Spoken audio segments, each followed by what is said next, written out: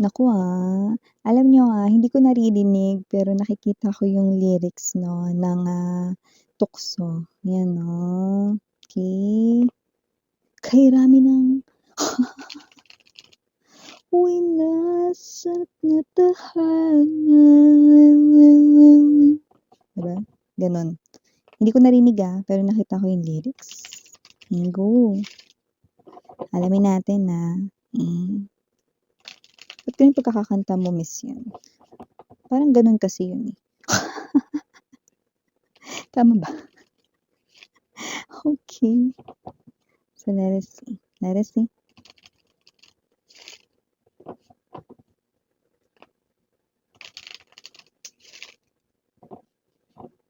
Okay, let's go ahead check this other details right in here. Thank you so much, Shidora.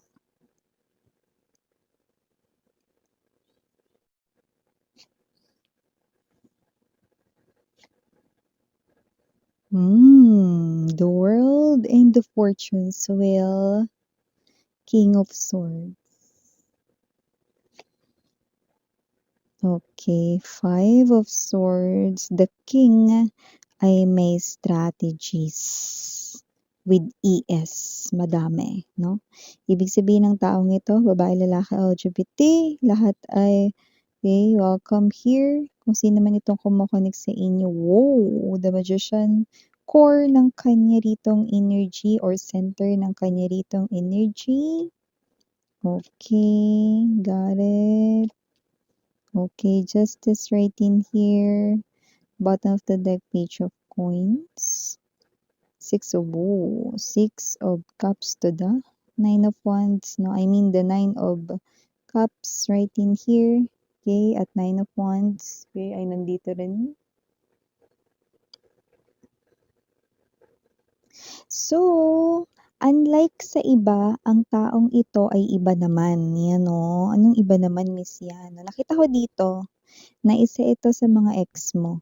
Pero ngayon, gustong-gusto niya yung energy mo na tahimik ka lang, hindi ka nagpaparamdam sa kanya, wala kang ginagawa. Or, kung hindi naman yun yung senaryo mo, pwede ka dito sa isang senaryo natin na galit ka sa kanya. Oh, alin man dun na tahimik ka, wala kang ginagawa, hindi ka nagpaparamdam sa kanya, hindi ka kumikibo, walang kahit na anong niha, niho. Or kung ikaw naman ay galit sa kanya kahit alin ka dun, 'no, gustong-gusto niya pa nga yun. Yan 'no, maaaring nung iba sa inyo, "What? Baliw ba siya, Miss yan?" Yan 'no. Eh, ewan ko 'no, pero parang ganun rin talaga yung unang maiisip ng kahit sino.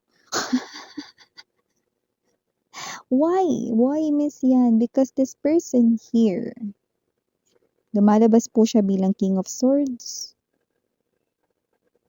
Wala tayong gender dito, babae, lalaki, LGBT. Ibig sabihin, ang taong ito, no, okay, gustong-gusto niya pa nga na tahimik ka, mare or pare, no? Gustong-gusto niya pa nga dito na galit ka sa kanya, kung galit na galit ka naman sa kanya ngayon, no?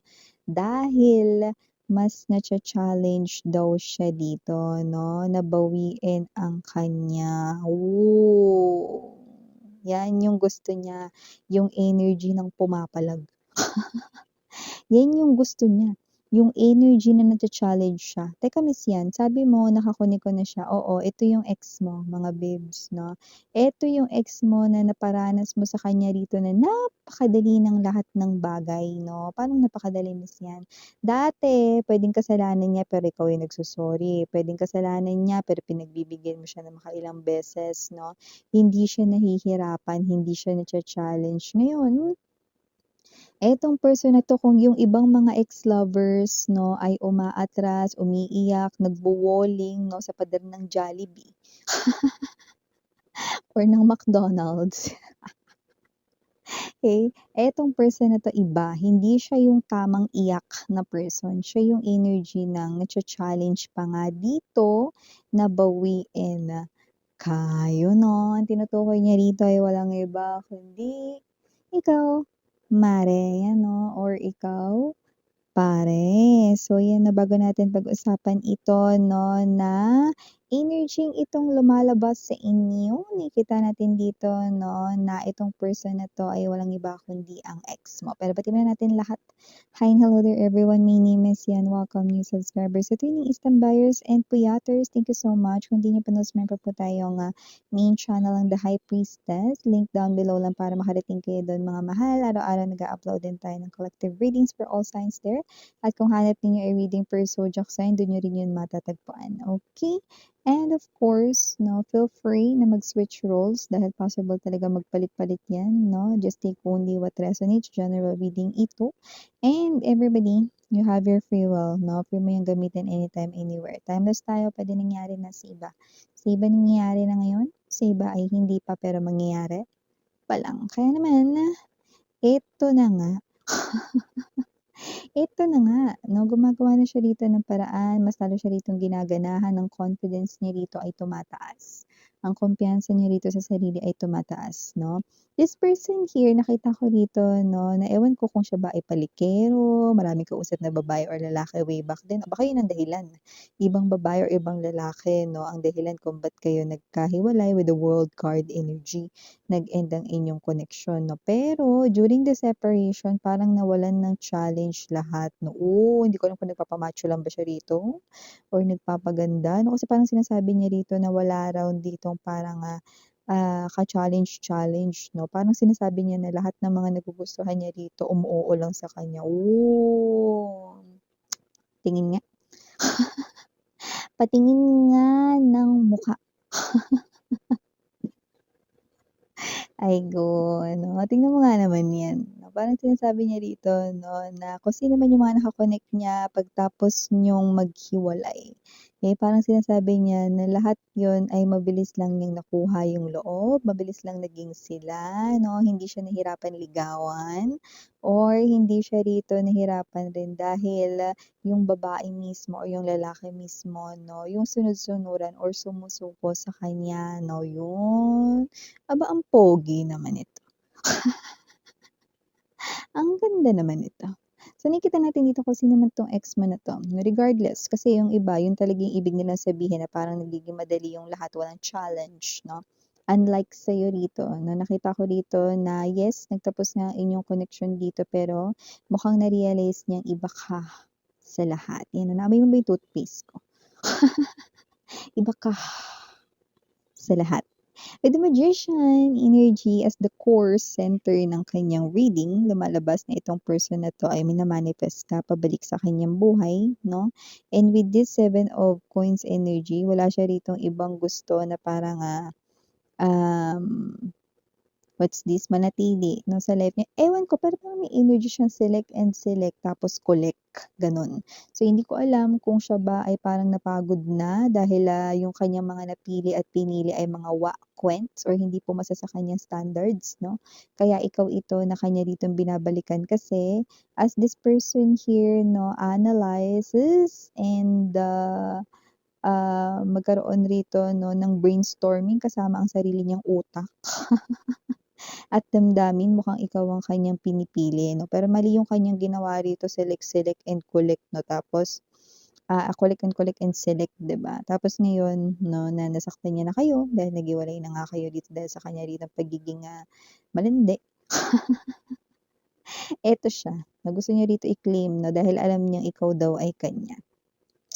Well, aminin na natin medyo may nase-sense tayo ditong kayabangan sa kanyang energy, iba ang hampas ng hangin sa mukha ko, eh.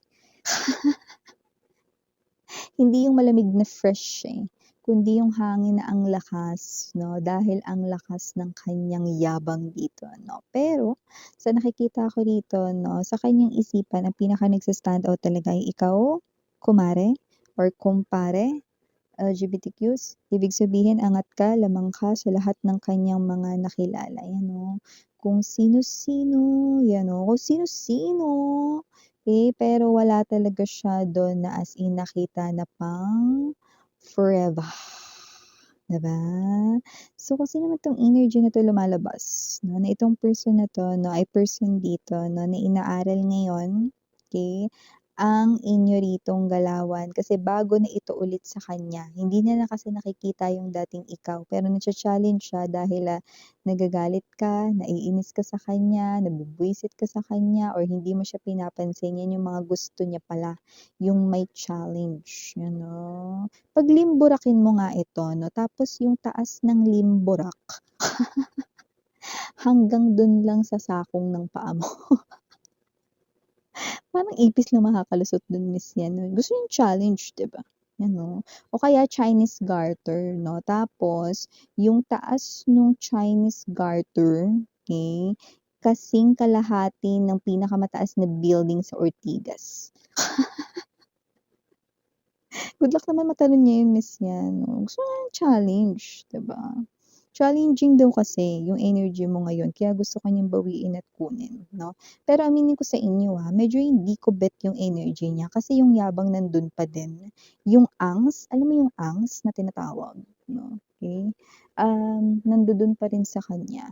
So kung makikipagbalikan ka sa taong ito, nakikita ko na magiging hindi ka pa rin komportable kasi may feeling pa rin siya dito na like let's say may mga, makarasyan siya ng mga bagong kakilala, okey. Mararamdaman mo pa rin na iba yung mga tingin niya dun 'no, may mali siya pa rin. Kasi kung sino 'tong person mo hindi pa rin nawala yung landi sa kanya ritong energy 'no. Kaya nakikita ko rito na siya'y, may energy-ng ganyan pa rin at nakikita ko na yan ay problema pa rin para sa'yo 'no, kasi gusto mo ikaw lang ang kanyang tingnan. Though, alam niya sa sarili niya na ikaw yung kanya ritong uuwian 'no. Nakikita ko rito na may chance pa rin dito na puwede ka niyang paglihiman sa pakikipag-connect dito dahil malandi siya, eh. Hindi niya pa naayos yun, okey, though nacha-challenge siya sa'yo. Pero ikaw naman kasi yung, makikisama sa kanya mga mare 'no or pare 'no, hindi naman ako. Pero siyempre bilang isang hindi na bilang isang energy reader dito kundi bilang isang chingo mo or friend mo, okey, yun yung nakikita ko rito. So isang payong kaibigan yun, okey, for you, okey? Kasi siyempre 'no, dun tayo sa matino 'no, yung hinahabol ka pero matino 'no, hindi yung hinahabol ka tapos hindi pa pala matino, 'di ba? So dun tayo sa matino, 'di ba?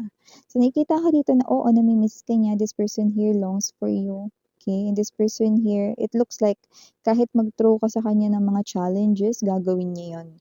Pero sa nakikita ko rito 'no, hindi ganap ang kanya ritong, changes sa kanya rito 'no, na sarili lalo na dito sa parte kung saan ang landi niya.